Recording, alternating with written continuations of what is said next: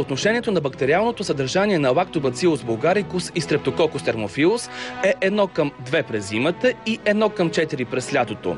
Или в цифри, живите бактерии трябва да бъдат минимум 100 милиона Lactobacillus bulgaricus и 150 милиона за Streptococcus thermophilus. Какво е наличието им в 22-те марки, които изследваме? Отговорът след минути.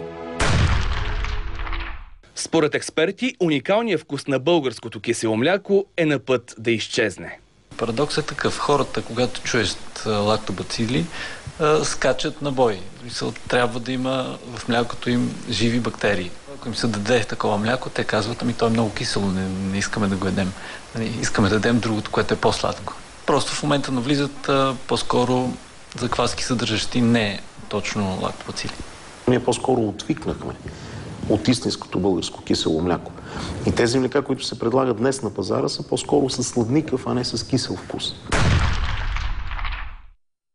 Наистина, има млека, които оставете и ще видите, че нищо няма да се случи, ако сега го оставите до края на лятото. И това вече не е нормално. 2-3 дена издържа и след това по-малко започва да вкисва. Ако е кисело, аз поне съм от поколението, което е имало възможността, добрата възможност, да консумира истинско кисело мляко. И си спомням от годините как така на третия ден, тогава се продаваше в стъклени буркани, с капачки, капачките се надуваха и бомбираха. В момента това не се случва. От както се издои млякото и насетне, то може само да се разваля и нищо повече.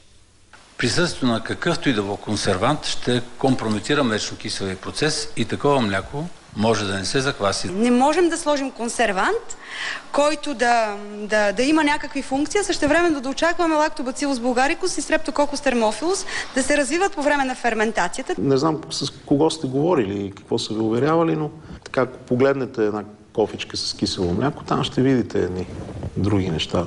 Те обикновено се бележат с така че има, не може да няма. Това не бих казал, че е мляко. Това, което се продава в момента на магазините, е чиста отрова. Войната за клиенти в големите хипермаркети роди толкова неустоими промоции, че едва ли има потребител, който да не се подчини на изкушението срещу жълти стотинки да получи кофичката с бяла течност.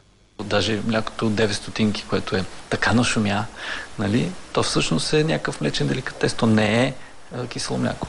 Не бих могла да си представя как може за тези стотинки да бъде произведен такъв продукт. Никой не може да направи кисело мляко по 5 или по 9 стотинки. Тези цени са резултат от тази ценова война, която се води между големите вериги хипермаркети.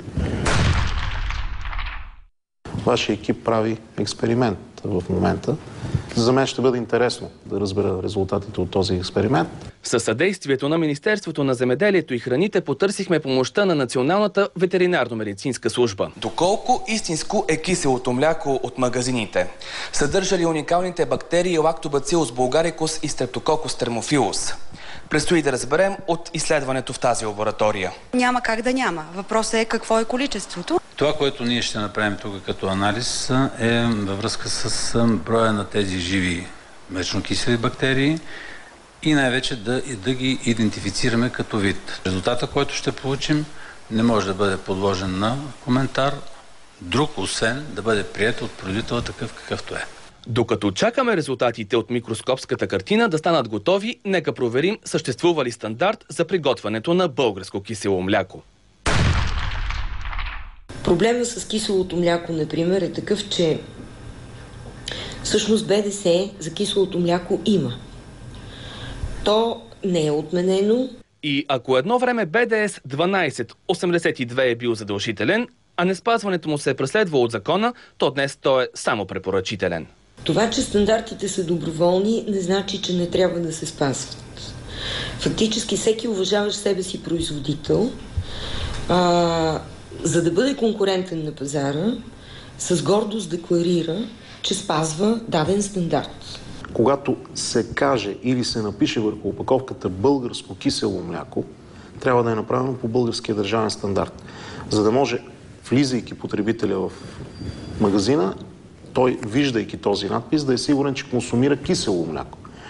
Всичко останало може да носи наименование млечен продукт. Оказва се, че масово производителите злоупотребяват, изписвайки патентования надпис „Българско кисело мляко“, без да имат това законово право.